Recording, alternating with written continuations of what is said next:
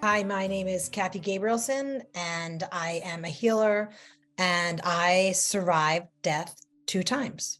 So the first time I died, I was just 18 years old, and it was a fall night in November, and I was with my boyfriend. It was that time, your senior year in high school before you go to college, and we were just leaving a party that we weren't drinking. There was no drinking or anything involved, but it was just a really beautiful night, I remember. And it was chilly out, and it was fall, and there was a lot of leaves on the ground, and we were on a windy road in a farm kind of area, and he was driving an Eddie Bauer Bronco, and we were coming down this windy road. We had just gotten in the car, and my boyfriend saw like a police officer or something like that, and he thought, even though he wasn't doing anything, he kind of panicked.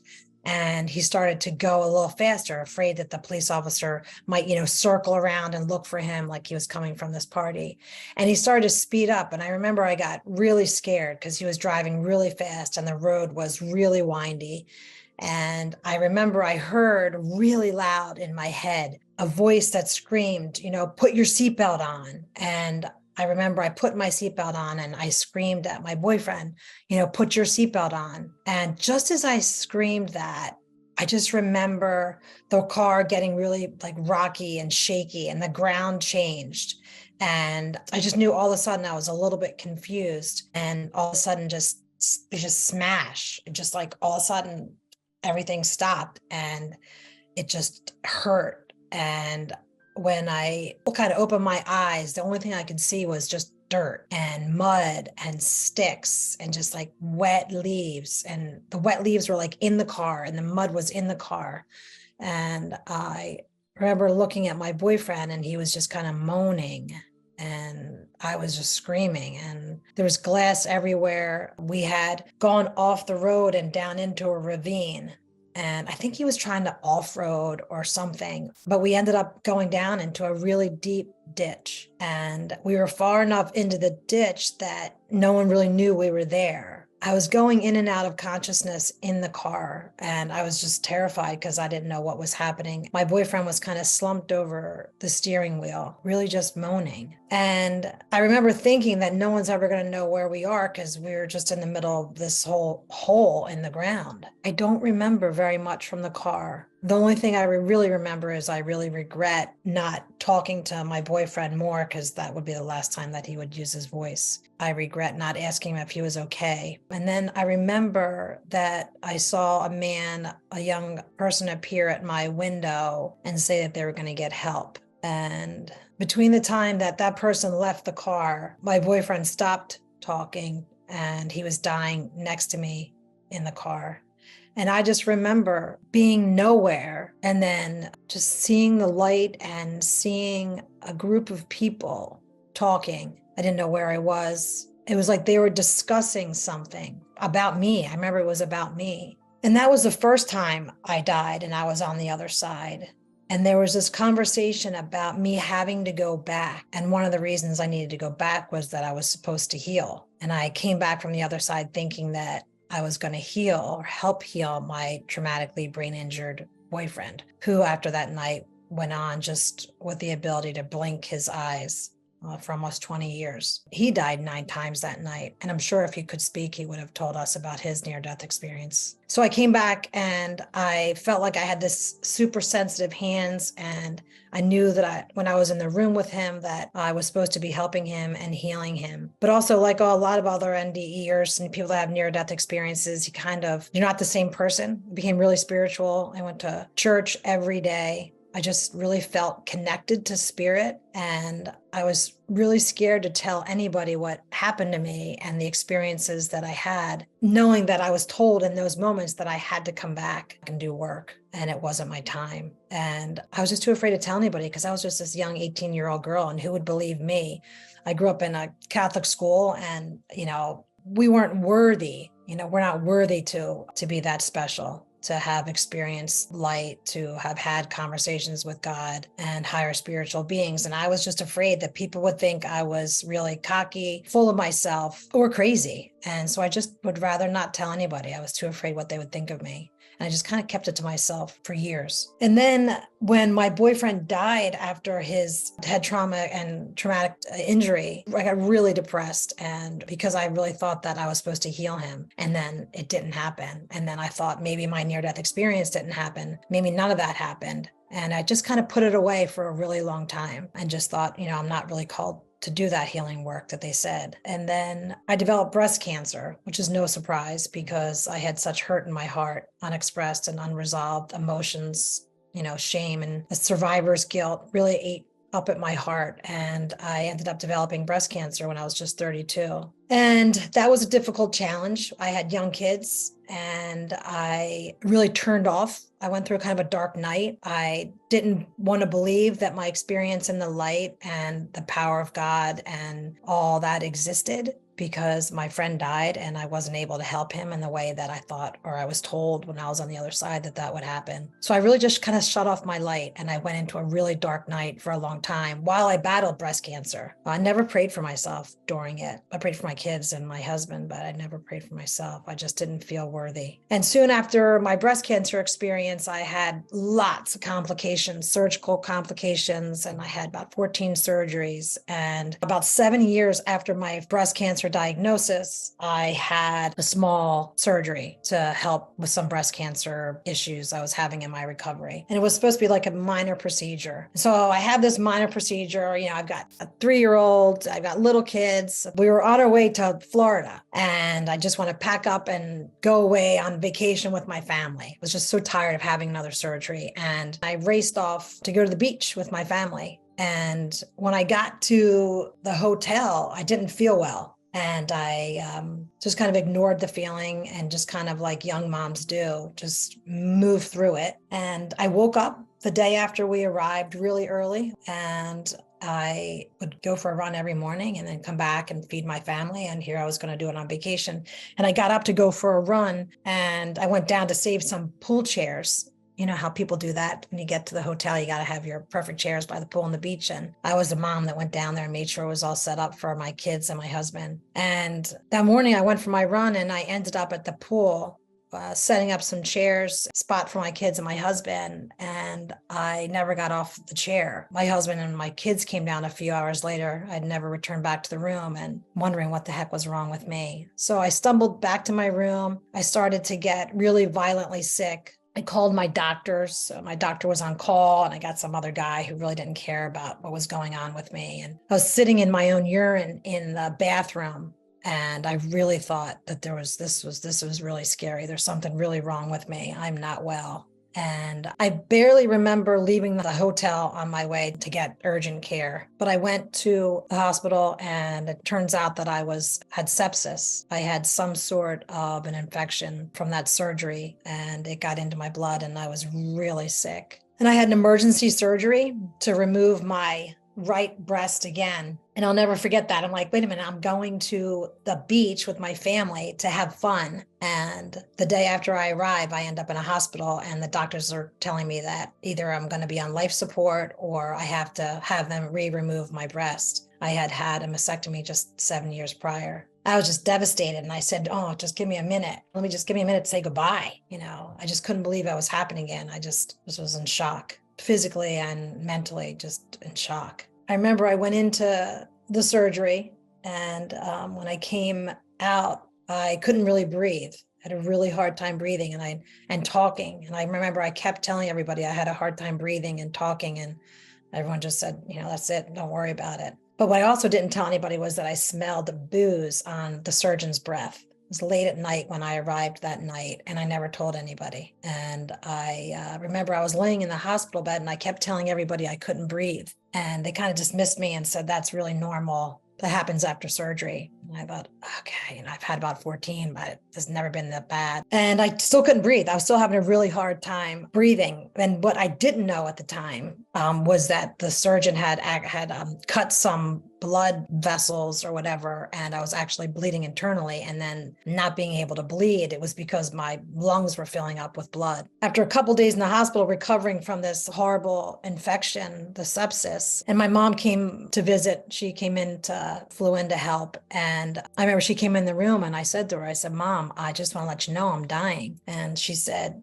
no, no, no, no, you're not. And I said, oh, no, yeah, yes, I am. But I never told her that I had done that before. I never told anybody that I had been on the other side. And I said, no, I know this is what's happening. And it was as if I was laying in bed and I could just see it. I could see the entrance kind of like calling at me to go in. And I would just hover over the bed and look at myself and watch myself in the bed and be above it, but also kind of looking at the entry and to go to the other side. Had been in the state of kind of hovering over my bed and looking at myself. And the interesting thing is that I was sick with cancer. I wasn't dying of cancer. I was sick with cancer. But, you have to think about like leaving your family and what my kids do, what my husband do. And in that moment, in those moments when I was so sick and I was on the other side in that peaceful hovering space, like the out of body experience, I was having out of body experiences at the time, that was so peaceful. And I remember when I look back thinking I was at peace. And it gave me such insight to other people that were passing over, that in that moment, when I could start to feel the light, I could feel the peace. So like we see people's physical bodies suffering, but when I look back on that experience, I realized that I looked like I was suffering, but that I was actually in peace. But my soul part of me was really already experiencing that peace, like kind of like tempted by it, like that feeling of love and peace that was there. And I wasn't getting better. The infection wasn't getting better. I didn't trust the hospital. I didn't trust the doctors. My family was leaving to go home and I just wanted to go home. And I demanded that my husband pick me up and make me leave and take me out of the hospital. And against all the doctor's orders, he did that because he's a good husband. And he was not going to say no to me in those moments. And I went back to the hotel and I knew when I got there that it was a really bad idea that I left. I just wanted to go home. I wanted to go to a hospital. I wanted to go to my other doctors. They couldn't figure out what was going on. They couldn't get the infection under control. And yeah, my boys were still really young at the time. And I just wanted to get in bed with them. I had missed the whole vacation with them and went right back into pretending everything was okay. I was weak. I was tired. I was sick. But I just wanted to be with my kids and my husband, and I just wanted to go home.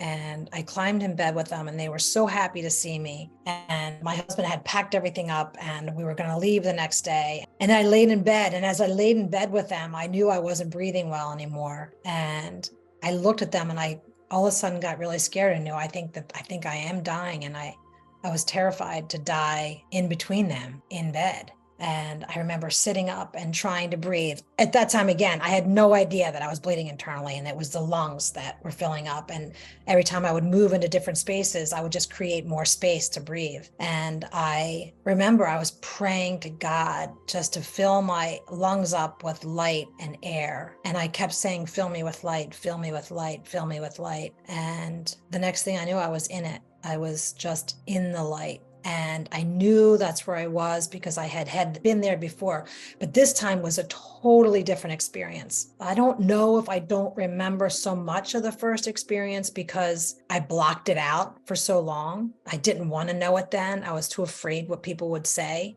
I was too afraid that I was crazy or people would think I was crazy.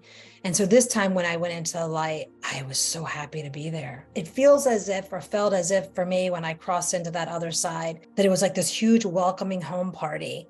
And there was a line of people that I was going through. And what I realized is that there really is degrees of glory, degrees of vibration on the other side. And that when we leave here, we leave with our subtle body, we leave with our spirit. And our spirit, as good as it is here on earth, is as good as it's going to be when it gets to the other side. And I was moving at these levels and along the way, just greeting people and saying hi to people. And we were going higher and higher. I remember in awe. And I remember seeing just deceased people that I knew and people that I didn't know, but everybody kind of knew me. And here I am thinking, not thinking in this moment, but in reflecting on the experience, shouldn't I have been sad? Like thinking like my poor kids and my husband. And no, I was just at peace. And somehow I just knew that they were going to be okay, that everybody would be okay with me being there. And I was in the light and I remember it just was this feeling of brightness and light and white and peace and like there were flowers everywhere, but I don't recall seeing flowers everywhere. but it just felt like that. It felt like soft, and it felt so gentle, and it felt so alive. And I remember seeing the angels, and then I remember hearing the most beautiful music and just knowing that I was there. And at the same time, I could still feel myself moving and going up. And then I remember seeing the divine feminine, the version that I know her to be, Mary.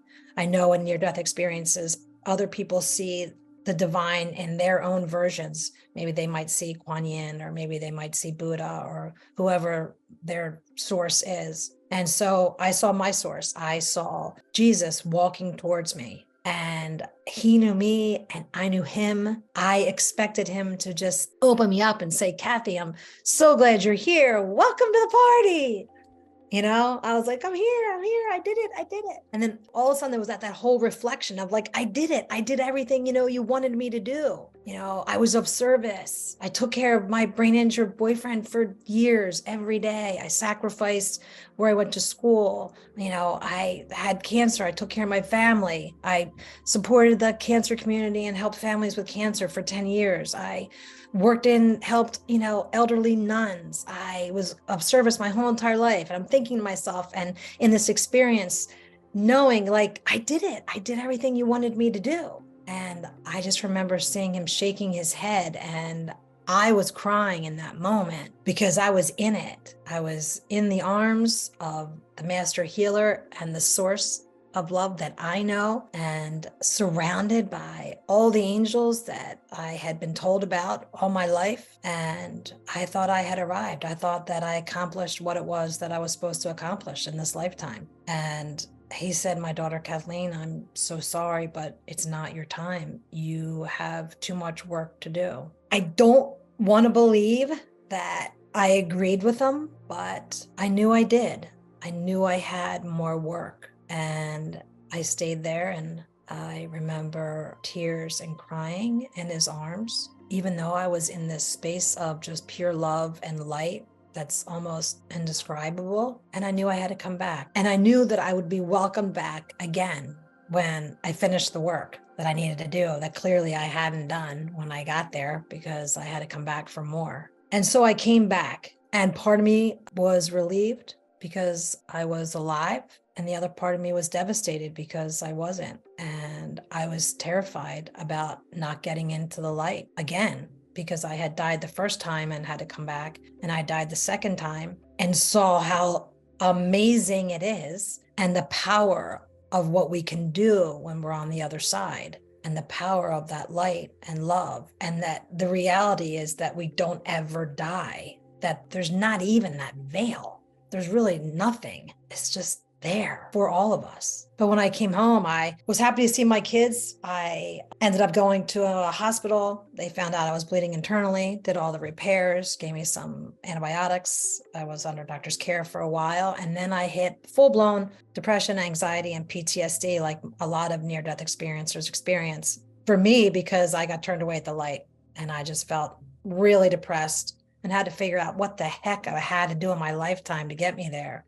And I learned how to practice energy medicine and heal chakras and get in touch with myself. And in learning how to heal, I knew in my first near-death experience that I was told I had to heal. So I decided I better learn how to heal. And for some reason, by the grace of God or my guides or Mary or whoever it was, directed me to the practice of energy medicine and a teacher that I studied under. And I was able to really heal myself and get off all the medication that I was on, so over-medicated. And what I realized that I had to do all these years that, you know, my source wanted me to do was to know me, to learn about myself, to be in touch with the soul part of myself, to stay in alignment with myself so that I could really help other people. And so I learned how to heal myself. And now I use that source of light that I found on the other side and know it's accessible to me at all times and accessible to you and everybody else at all times. I go into the light, I tap into it and bring it to help heal the people that come my way now. So I am going to get in the next time. The third time will be a charm for me. And I don't think it's going to happen anytime soon because, like you said, I have too much work to do, but I'm going to do the work. and I know it's there, and I don't have to die to experience it. That's probably one of the greatest gifts that I have from the near-death experience, that we don't have to die to receive the light. We have to be open to receive the light. How are we open? We just get rid of all of our muck, all of our negativity, all of our junk. We get rid of the attachments to things that are blocking us, that are blocking our light, and that straightaway connection that we have to our source. That's what we do. And it's possible. And once you get there, it's pretty amazing. That was pretty powerful. And the other really important thing that I think I learned is the power of that pause, that peaceful place that you get before your soul crosses. That there's a place of peace and a place of power. And I think maybe that's meant for us to realize that it's okay to go when it's our time, that everybody really will be okay, because in truth, they will.